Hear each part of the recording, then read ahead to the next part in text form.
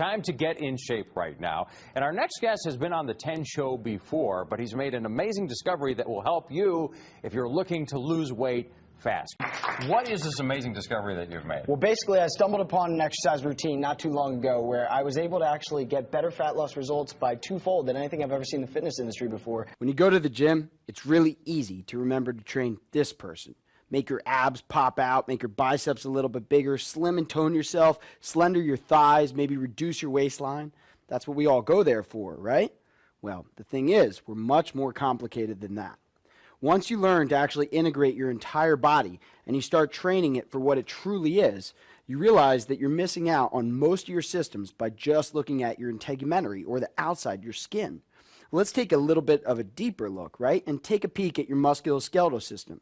You see, when we're talking about muscles, muscles are innervated by nerve signals, and each one has different striations, different angles for every muscle, and ultimately needs to be trained at different variations of exercises, of resistances, and of positions. You see, by varying your position all the time, moving in different directions, and using the triple M method for rapid fat loss, ultimately you're going to stimulate more muscle contraction.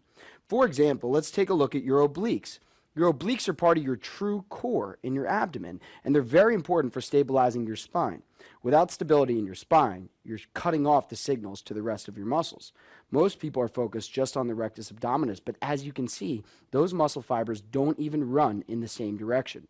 Ultimately, without positional variance, there's no way you're going to get at your entire core, and your body's going to stop you from growing muscle where it needs it most until you learn to train in every direction, balance out all your muscles, and then, and here's where it gets really cool, start involving other systems. This is where the concept of digestive exercise came from.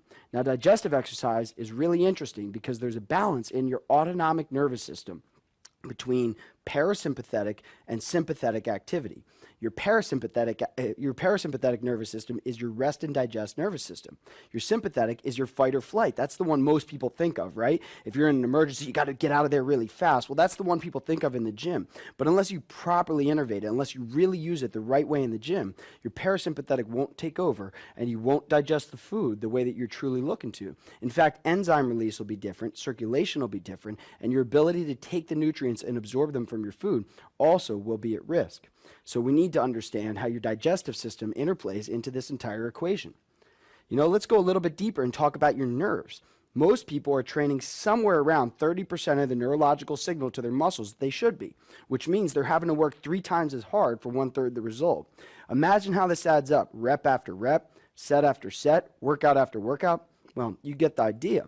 We really want to send a stronger signal from our central nervous system out to our extremities to be able to get more of that muscle involved. Remember when we were looking at the muscular system before?